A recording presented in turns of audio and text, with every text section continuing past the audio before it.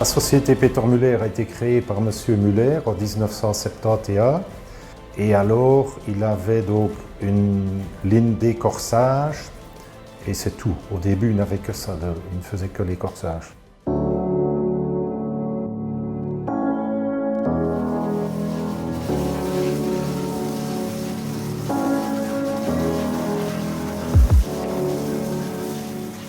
Le premier pôle d'activité, c'est Durapost. On a commencé d'abord par l'arboriculture, puis la viticulture, l'agriculture et tout ce qui est aménagement extérieur. Le deuxième pôle, c'est les clôtures Durafens. Ce qui est bien avec les clôtures en bois, ça s'intègre bien dans le paysage. Et ce qui nous différencie, c'est que en général, quand on a une demande, je me rends sur place, je vais voir le projet avec le client. Alors, début des années 90, on a fait le montage des clôtures. Et alors, on s'est équipé avec les machines et on a formé le personnel. Nous, on est producteurs, on installe la clôture et ils n'ont affaire qu'avec un partenaire et pas 3-4 sociétés différentes. Alors en 2009, il y a eu la reprise par mon associé Gilbert Lyons et moi-même. On était deux anciens employés chez M. Peter Müller. En 2023, il y a eu l'interdiction de la créosote.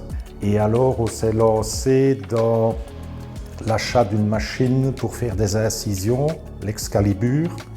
Seulement l'imprégnation au sel ne suffisait pas pour garantir la longévité des piquets dans le secteur, surtout des chevaux. Et alors, ce qu'on a mis également en place, secteur arboriculture, le système post-savor, une chemise qu'on met à la base du piquet.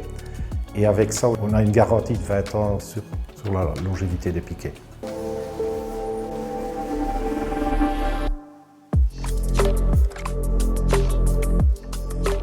Donc le bois brut que l'on transforme chez Peter Müller pour les piquets et les clôtures, l'épicéa donc, provient exclusivement d'exploitants forestiers situés en province de Liège et du Luxembourg.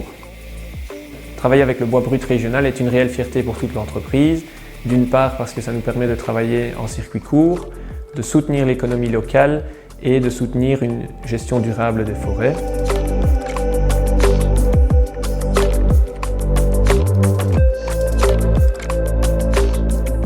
Chez Peter Müller, on fait aussi des carports, des abris pour animaux. Nous faisons beaucoup de maisons en ossature bois, des maisons poteaux-poutres. On a aussi des structures plus compliquées comme des clochers ou bien des dômes. Toutes nos constructions sont sur mesure. Pratiquement tous nos clients sont des clients professionnels et ce sont des structures numérotées comme des Lego. Nos projets sont réalisés par un seul interlocuteur fait l'offre. Ensuite, après la validation de l'offre, on s'occupe des plans, de la validation des plans également, ainsi que la stabilité si besoin. Ensuite, nous travaillons sur un programme CADWork pour pouvoir dessiner et assembler toutes les pièces de manière numérique. L'usinage se fait sur une de nos deux machines. Ensuite, nous faisons l'assemblage si besoin.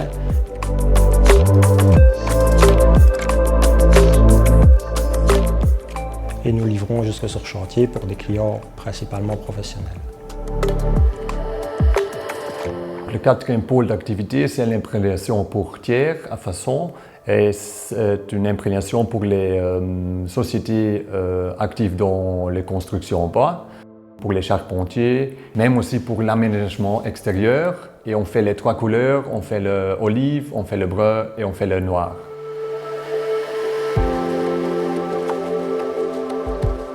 Et en 2023, on a également reçu notre nouveau permis d'environnement pour 20 ans.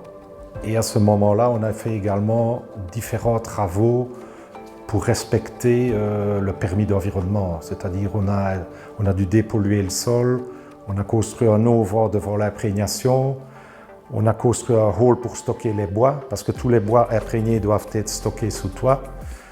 On a construit également une nouvelle chaudière. à copeaux et on a construit une petite cogénération pour pouvoir être plus ou moins autonome au niveau de nos dépenses énergétiques.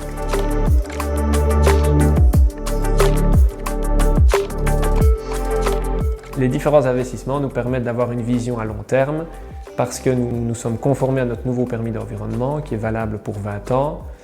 De cette manière, on respecte scrupuleusement le cadre réglementaire appliqué par notre secteur d'activité. Et il est important de savoir que tous ces investissements ont été réalisés de manière à respecter les meilleures techniques disponibles, les MTD, qui sont appliquées à notre secteur. C'est surtout de garder les différents secteurs d'activité, les 4 secteurs qu'on a au jour d'aujourd'hui. On constate qu'il y a moyen d'avoir un développement dans le domaine de la construction parce qu'il y a de plus en plus de demandes de construction en bois. Où il y a également une augmentation qu'on remarque, c'est dans l'imprégnation pour tiers. Donc ça, ce sont vraiment les 2 secteurs où on remarque qu'il y a moyen d'avoir potentiel de développement.